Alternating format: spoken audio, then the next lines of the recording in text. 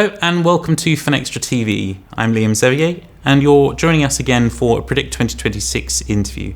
Today with Siobhan Byron, the Executive Vice President for Universal Banking at Finastra. Lovely to have you here, Siobhan. Lovely to be here.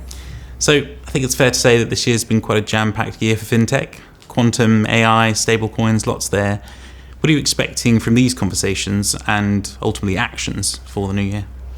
So you're right, jam-packed year, lots of talk about all of these and more. I think the one thing that we can take away from it is that the pace of change continues to be rapid, continues to challenge us. In terms of these specific areas, I would say stablecoin, it's interesting. If you look at Gartner's 2025 hype, they mentioned that stablecoin sort of becoming, I'll say, standard in payments in a couple of years.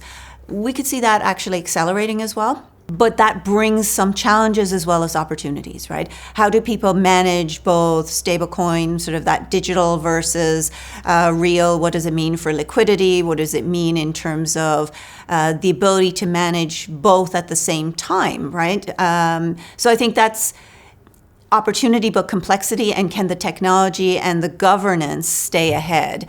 So that'll be interesting to see how that unfolds. We also see AI, right? Lots of hype, as we know, from personal lives to work lives, right? I mean, who isn't using ChatGPT now or some variation in their personal lives? I mean, I know my son and husband are big fans.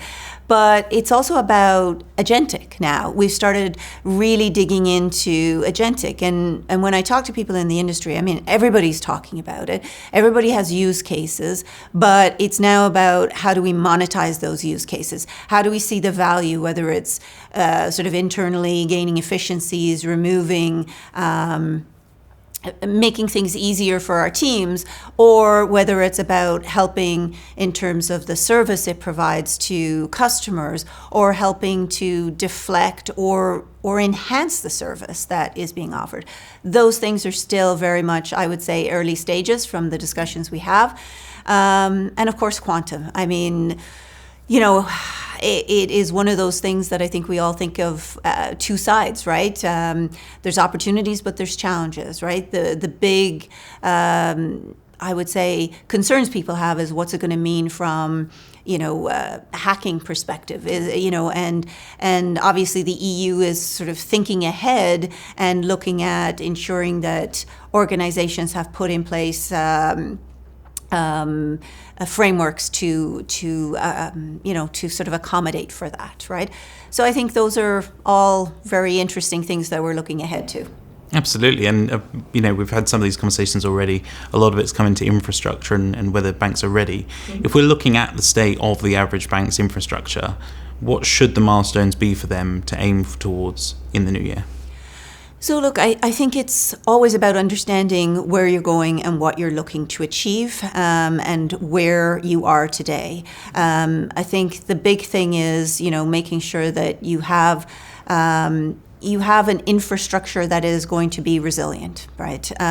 Number one thing, I mean, if you're in banking, resilience is a key part of it. So keeping that in mind as you look at where you are and the things that you're going to be embarking on and what that means as you adopt new technology. Obviously, having a modern infrastructure to underpin that is going to be critical, right? And that's another area that I think we've seen a lot of banks start that journey as they go on journey to cloud or more modern infrastructure. Underpinning, it gives them flexibility as well, regardless of whether it's private cloud or public cloud, on how they can scale or adjust, and it also gives them resilience as well. So there are things like that are going to be critical for ensuring that you're ready to take those steps.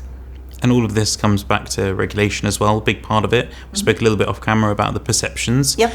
What are you expecting? Are you expecting anything more dramatic in the new year? And should there be anything? Is there anything perhaps that isn't being regulated in the way it should be? Look, I think that regulation is going to continue. If you take a look at the last few years, we've seen SWIFT changes, we've seen DORA in the EU, we've seen ESG as an example. These are but a few. I think as we look at things like stablecoin, as we look at AI, like data, there's going to be so many areas that are being talked about now that there will be frameworks, there will be regulations that come into play in terms of how things can be utilized, and I think it's going to be important as well, right? It is important that everybody's operating under the same kind of rules and guidelines, right? As well, and that the consumer also knows how and what protections are there, or how their data could be used, as an example. So do I see more regulation coming? Yes. Do I know exactly what that's going to look like? No, I don't. But I can say that obviously within the banking sector, they are very well versed, as we were talking about, on regulations, and I think have a mature approach to how they deal with them. And again, if we go back a little bit for data and quantum, there's a lot of things around there that are still being developed. Do you feel that regulation has come in at the right time? Or if we look at quantum as a future thing, do we need to start putting in guardrails and protections now ready for when that is actually in development? I think probably a little bit of A and B. I think, if you look at it, we're not always ahead in terms of the regulation, and we have examples of that in the past. But I think as things evolve, the regulators are obviously keeping a very close eye on things, and they look to work obviously with banks, with industry, to understand what they need to do in terms of precautions. I would say that is there more we need to do? Yes. As I mentioned earlier, the EU is looking at that post cryptography, and making sure that there's that resilience and that architecture in place. And so I think that there are things like that can be done to ensure that there is resilience. But also there are going to be other things that need to be put in place to ensure that, again, it's kind of about looking around the corners, right? What you're trying to prevent bad things from happening, and make sure that there's a consistency, and it's hard to do sometimes, but that's why we're all in this trying to figure it out together. For sure, and it's the prevention, but also some agility for the future. Correct. Great. Well, thanks for joining. It's been a fascinating conversation, and it'll be great to speak to you again in the new year. Thank you very much, Liam.